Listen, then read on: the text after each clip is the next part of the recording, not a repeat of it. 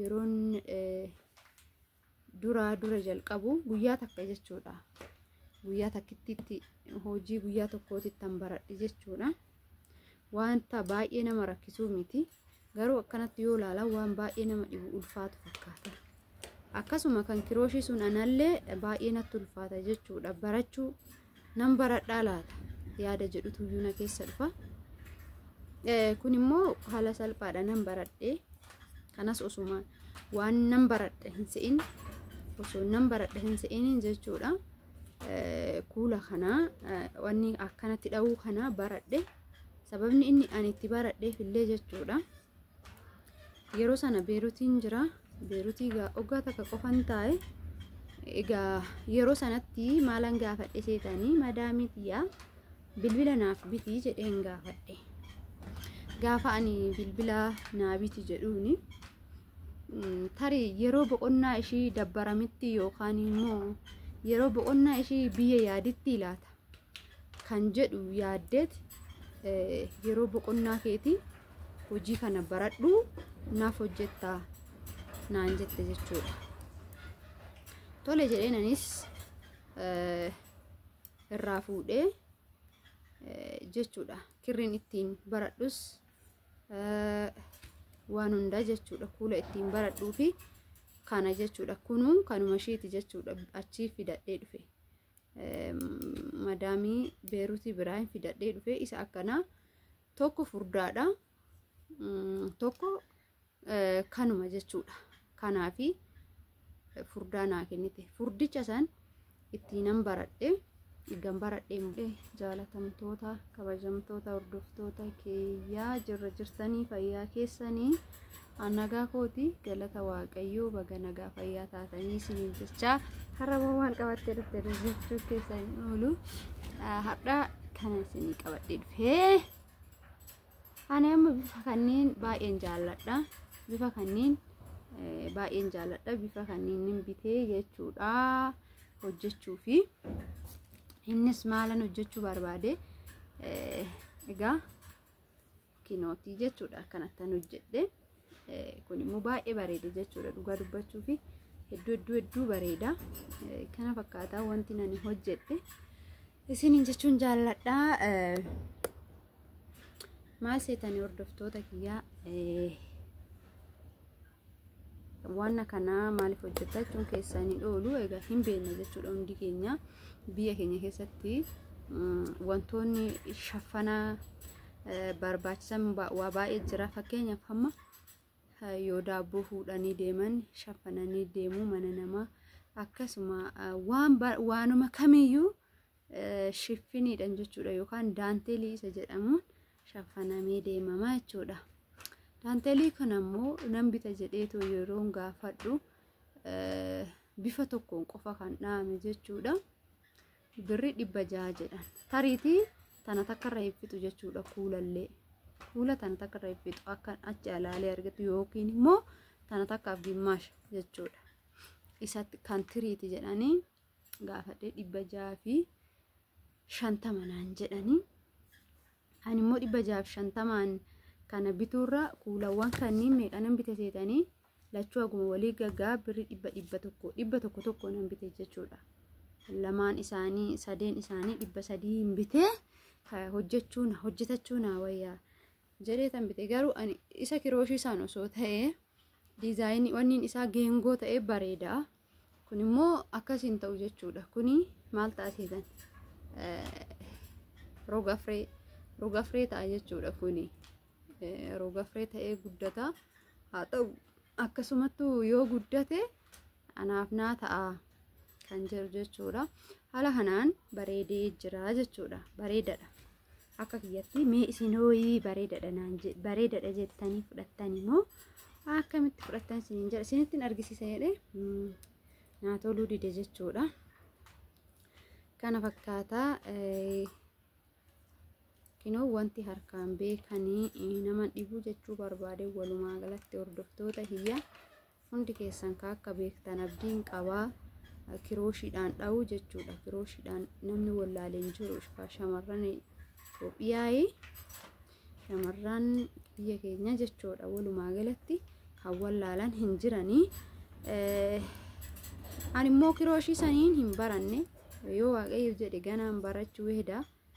Hundumtu wanti hin baratamne hin jiru, hin baratama.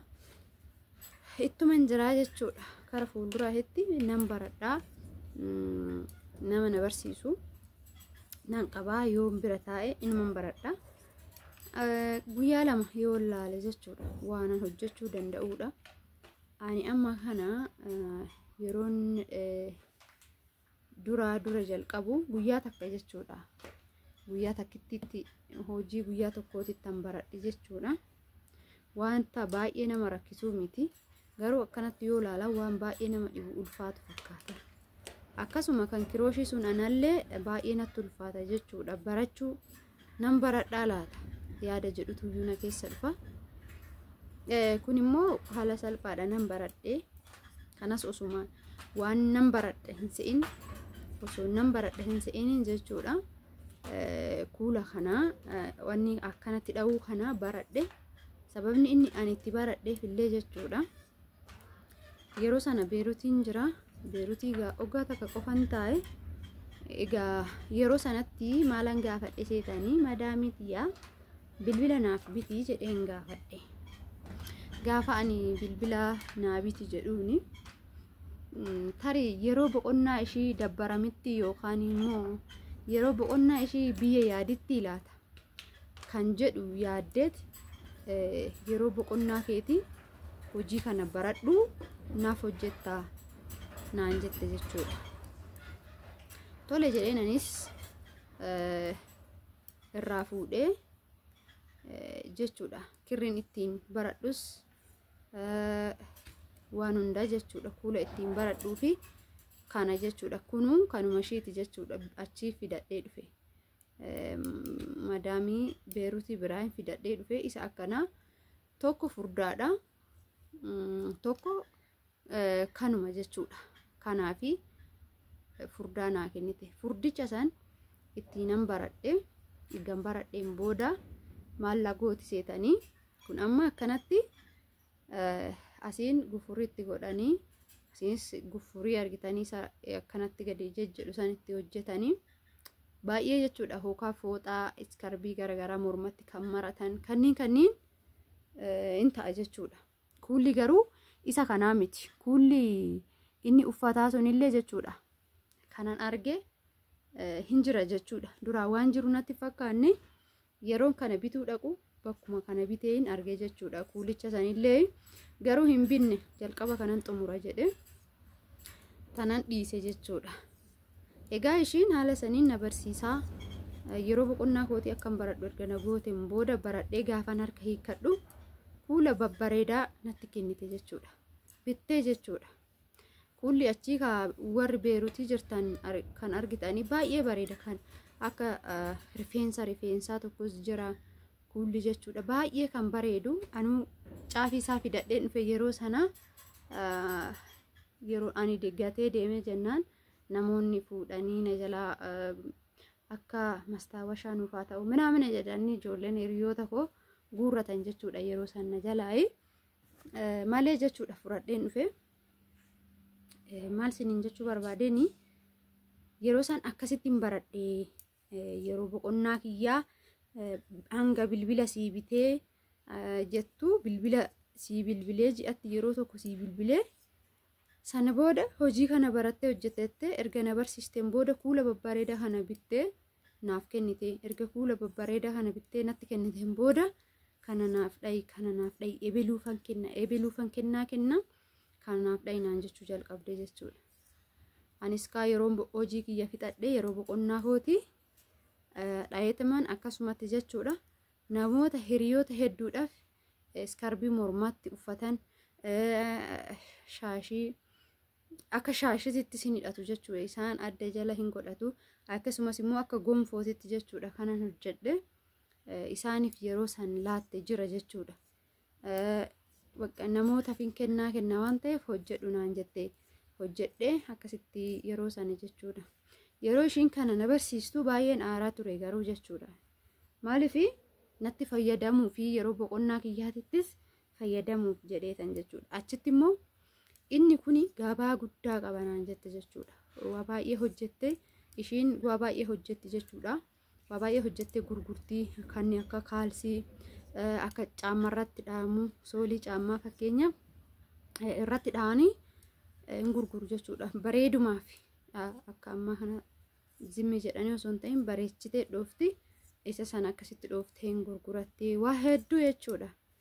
Kanaaf ani akkasitti gabaarra oolchuu hedduu miti na barsiiste too jedhee baay'een ofitti aaraa ture, baay'een ishiittis aaraa ture. Garuu immoo erga sanii erga nan gala jedhee too ani ka'ee jennaan meeshaa ittiin na barsiiste saniillee hin hambisne jechuudha. Kirriin ani ittiin dhahaa turellee hafnaan jechuudha.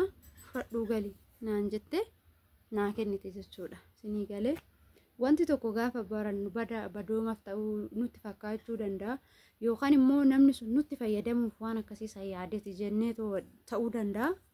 Garuu ana immoo baay'ee na fayyadee, baay'een hawwa immoo daantilii kana dha'uu jechuudha.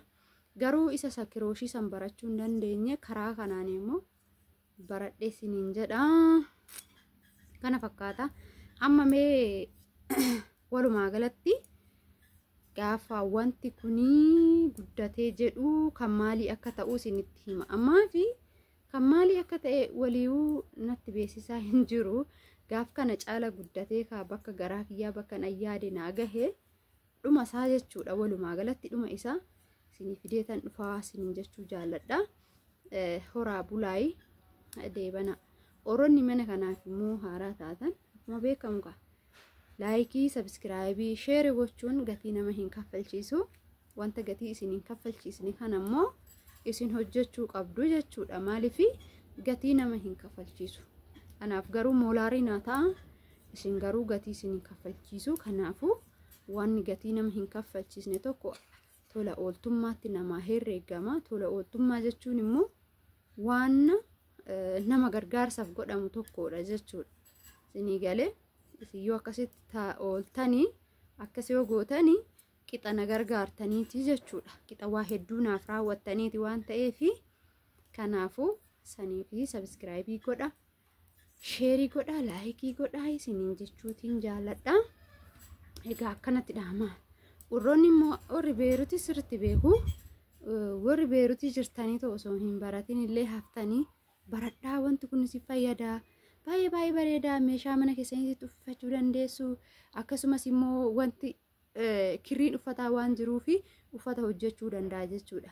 Kuni uffata hojjechuu danda'a. Akkasumas immoo tanaan dura yoo yaadattanii jiraattan ta'e maashinii uffata dha'us biteetaan galee inni sunis ni hojjeta. Garuu isa saniin hojjedhu tarii na dhibuu danda'a, kirriin jalaa hiikkachuu danda'a jettanii warri yaaddan immoo kanaanis barachuu ni dandeessu jechuudha. Kana fakkaata. Baradhaa yeroo boqonnaa keessanii barachuun dirqama.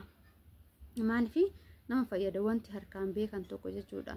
Anamma mashaffanyaa ishii hin binne, waan shaffanadhu kanneen hin binne jechuudha. Kanuma ofii harka kootiin haguma bareedullee haa baatu, haguma beeku san gonoggone isuma san jechuudha. Kanaafuu nama fayyadaa isiniin jechuu barbaade tananni wantoota haaraa laalatoo baradhaa gaafa galtan wanta hojjetachuu dandeessan wayii isiniin jechuun jaalladha. Kuni bakka barbaadanii jira jechuudha. Kuni shi'een irrallee jira. Inni kun shi'een irra jira. Teemuu irra jira. Appilikeeshinii teemuu fi shi'een irraa hoo xalabattan jira. Akkasumas feesbuukii garaagaraatirraa jira. Akkasumas immoo yuutuubii jalatti illee sheerii namoonni baay'ee sheerii godhu. Isaa san jalaa dhaxxanii appilikeeshinoota sanirraa ajajachuu ni dandeessu. Yookaan immoo feesbuukiitu taa'a. Feesbuukii san yookaan guugalii irra kan jiru feesbuukiidha. Yookaan feesbuukii san jalaa dhaxxanii adii godhattanii deemtanii gaafattanii bitachuu dandeessu jechuudha. Kirriillee kana fakkaata oduu isinitti hin guddisu. Nagaa innaa turaa isiniin jedha. Warri immoo dhuma isaa nuu fidii jettanii koomentii jalatti naa barreessaa. Ani dhuma isaa bareechee isinii na fidaa jechuudha. Kana fakkaatti hadhaaf hin guddanne dhugaa dubbachuuf kaleessa galgala sa'aatii meeqattiin eegalee sa'aatii kanaayyuu hin ta'u sanuu irraa ka'aa hojii hojjechaa waa hedduu hojjechaatidha. kanammoo guyyaa gabaabaa keessatti nan xumura jedheeti yaada yoon xumure sin laaltu.